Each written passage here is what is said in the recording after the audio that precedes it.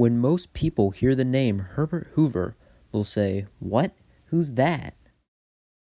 Despite being one of the less memorable presidents, Herbert Hoover entered office during one of the most memorable times in American history, the Great Depression.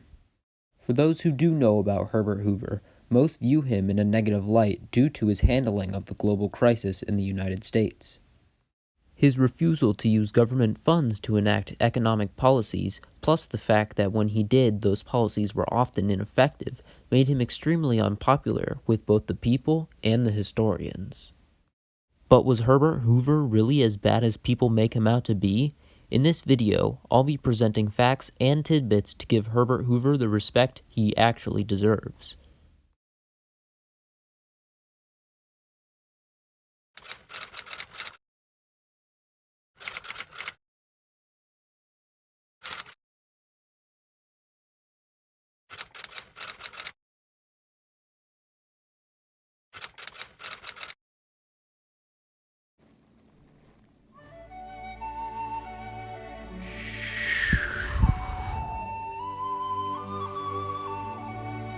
Come on, Mrs. Hoover. Push. What the? It's a boy. Herbert Clark Hoover was born the second of 3 children. He was also the first U.S. president to be born west of the Mississippi River. Being that he was raised in a Quaker family, young Herbert quickly learned the values of honesty, simplicity, and hard work. Tragedy struck in 1880 when Herbert's father, Jesse Hoover, passed away. His mother, Huldah Hoover, soon followed in 1884. Herbert was only 9 years old at the time. All the while, Herbert was attending Quaker schools. When the time came for him to go to college, he enrolled at Stanford University as a member of the inaugural class in 1891. He studied hard and majored in geology. After working for a brief period as a miner, Hoover was hired by Buick, Moring & Company as a mine scout. This profession made Hoover rich, very rich.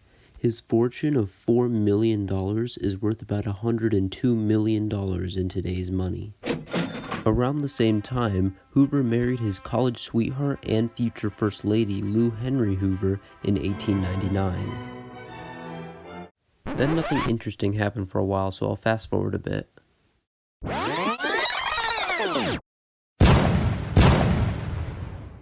It's time for World War I.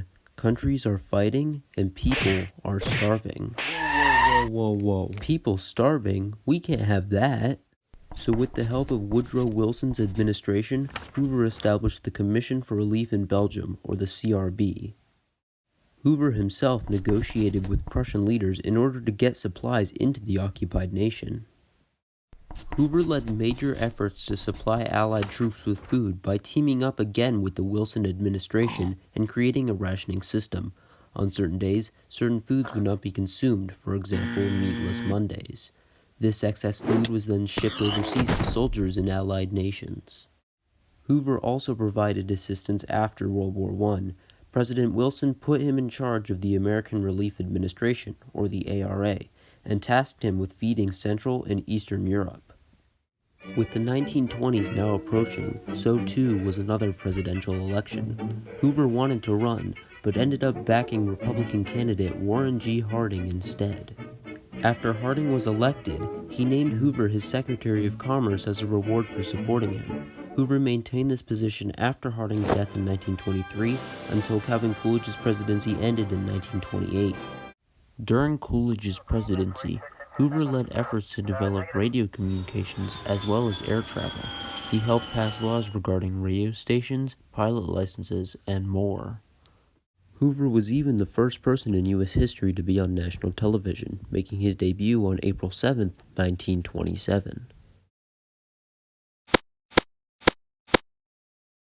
Calvin Coolidge's time in office was coming to a close, and he had refused to run for another term. Hoover decided that now was his time to strike. Using the slogan "Who but Hoover," as well as his previous experiences in philanthropy and government, Herbert Hoover won the 1928 election in a landslide. Against 5 other candidates, Hoover received 21,392,190 votes, or 58% of the popular vote. In the Electoral College, the popularity was even more apparent. The only other candidate to receive any Electoral College votes was Democrat Alfred E. Smith, and he only received 87 compared to Hoover's 444.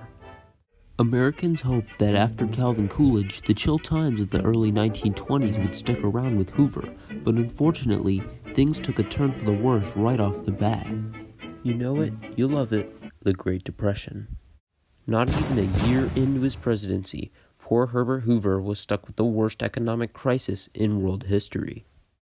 Hoover mobilized quickly, asking businesses to avoid wage cuts and labor leaders not to strike. He also convinced the Federal Reserve to lower interest rates. He did, however, refuse direct support to individuals, which made him quite unpopular. Hoover made another major blunder when he raised tariffs on several nations, which in turn caused them to raise tariffs on the US, which didn't really help anyone. Hoover tried other measures, including the Reconstruction Finance Corporation in 1932, which was trying to save businesses. Hoover also signed several acts, including the Federal Home Loan Bank Act and the Glass-Steagall Act, but these also failed to quell the crisis. As a last-ditch effort, Hoover signed the Emergency Relief and Construction Act, a $2 billion public works bill. But what other stuff happened during Hoover's 4 years? The 18th Amendment, otherwise known as Prohibition, was still in effect, and it was causing a few problems. Hoover was himself a prohibitionist, so he did nothing about this. Another major event was the Japanese invasion of Manchuria, which rekindled tensions from the Russo-Japanese War. In response to the invasion, Hoover said he was against it, but only a little bit, because he still wanted Japan as an ally against the USSR. Then he signed the Stimson Doctrine, which said that the US wouldn't recognize the land. Herbert Hoover's major domestic policy accomplishments include doubling funds for Native American schools, passing laws to try and handle the Great Depression, and laying the groundwork for the Hoover Dam.